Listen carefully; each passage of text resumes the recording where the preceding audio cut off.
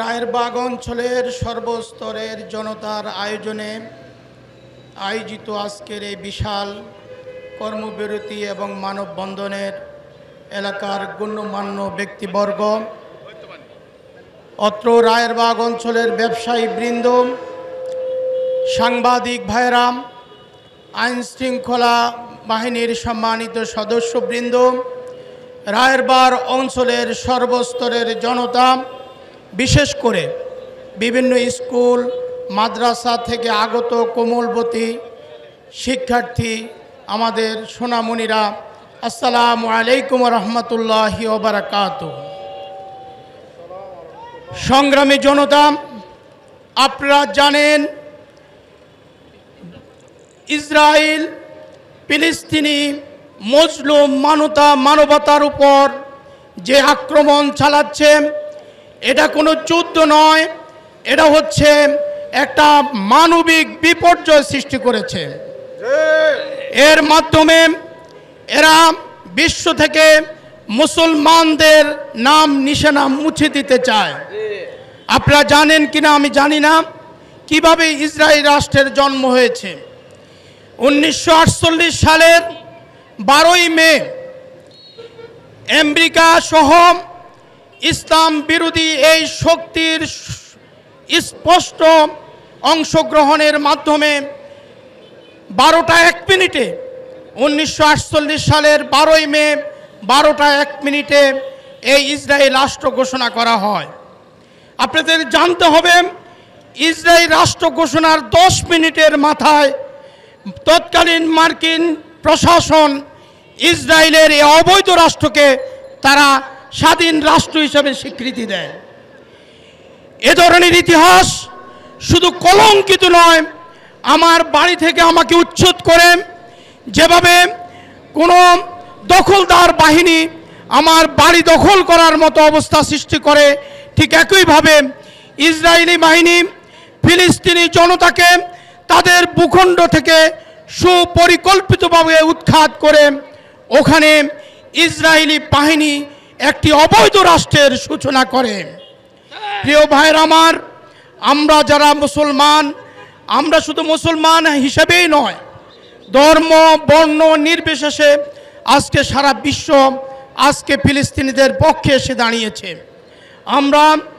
আমরা এই রায়েরবাগ অঞ্চলের সর্বস্তরের জনতাকে আমরা ধন্যবাদ জানাই, কৃতজ্ঞতা জানাই যে রায়েরবাগের ইতিহাসে এই মানববন্ধন এবং কর্মবিরতি একটি ইতিহাস হয়ে থাকবে।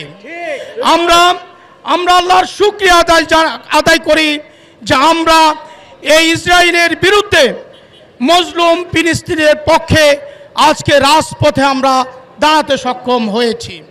সংগ্রামী ভাই বোনেরা, আমরা এভাবে আমাদের প্রতিবাদ অব্যাহত রাখব।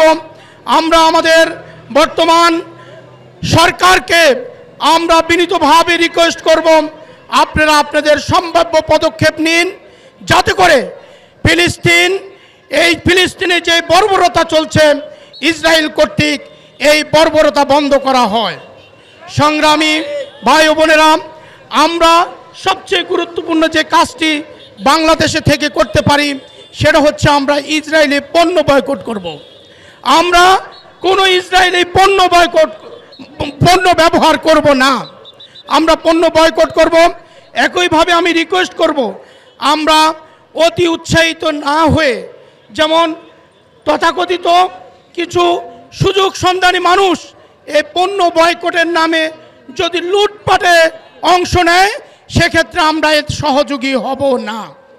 আমি ইসলামিয়া হাসপাতাল বাংলাদেশের কর্তৃপক্ষের পক্ষ থেকে রায়েরবাগের সর্বস্তরের জনতাকে আন্তরিক কৃতজ্ঞতা জানাই আমাকে এখানে বক্তব্য দেওয়ার সুযোগ করে দেওয়ার জন্য। এবং আমরা ইনশাল্লাহ শুধু ইসরায়েল নয়, আমরা সমাজের যে কোনো অন্যায়ের বিরুদ্ধে, যে কোনো জুলুমের বিরুদ্ধে আমরা রায়েরবাগবাসী সবসময় সোচ্চার থাকব ইনশাআল্লাহ। সবাইকে আন্তরিক মোবারকবাদ এবং কৃতজ্ঞতা জানিয়ে আমি আমার বক্তব্য শেষ করছি। ওমা আলাইনা ইল্লাল বালাগ। আসসালামু আলাইকুম রহমতুল্লাহি ওয়া বারাকাতুহু।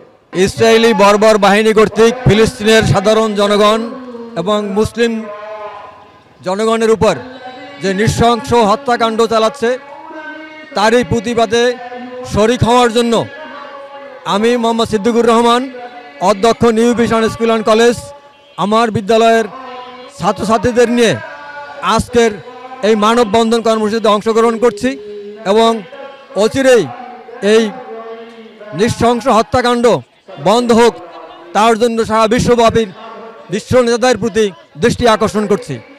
বিসমিল্লাহির রহমানির রহিম। আমি doctor Mohammad Khalilullah, medical director Rayerbag Islamia hospital Bangladesh. আমরা ইসরায়েল যে ফিলিস্তিনের ওপর গণহত্যা চালাচ্ছে তার প্রতিবাদে, বিশেষ করে ফিলিস্তিনের বিভিন্ন হাসপাতালগুলোতে যেভাবে ভাঙচুর হচ্ছে এবং ওখানকার চিকিৎসকদেরকে ঠিকমতো চিকিৎসা করতে দিচ্ছে না, সেখানে যে গণহত্যা চালানো হচ্ছে, মানবিক বিপর্যয় যেটা হচ্ছে সেটার প্রতিবাদেই আজকে আমরা এই মানববন্ধন পালন করছি, বিশেষ করে কর্মবিরতিও আমরা পালন করছি। কারণ এটা মানবতার যে বিপর্যয় সেটা শুধু কোনো আরব বা আরব দেশ অথবা কোনো ফিলিস্তিনের কোনো সমস্যা নয়, এটা মানবতা বিরোধী একটা অপরাধ। আমরা চাই সেই অপরাধ অনতিবিলম্বে সেই অপরাধ বন্ধ করা হোক এবং সেই যুদ্ধবিরতি ঘোষণা করা হোক। যারা আমরা নিন্দার কোনো ভাষা নাই। গাজাতে যে এতগুলো ডাক্তার, বিশেষ করে 15 জন ডাক্তার হত্যা করা হয়েছে, এর চেয়ে বর্বরোচিত আর কোনো হত্যাকাণ্ড হতে পারে না।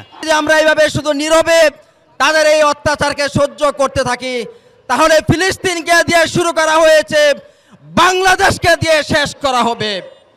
আমি বিনয়ের সাথে বলতে চাই, আসুন আমরা যে যেখানে আছি, যে অবস্থায় আছি, আমার সর্বস্ব নিয়ে এই মুসলিম ভাইদের পাশে যেইভাবে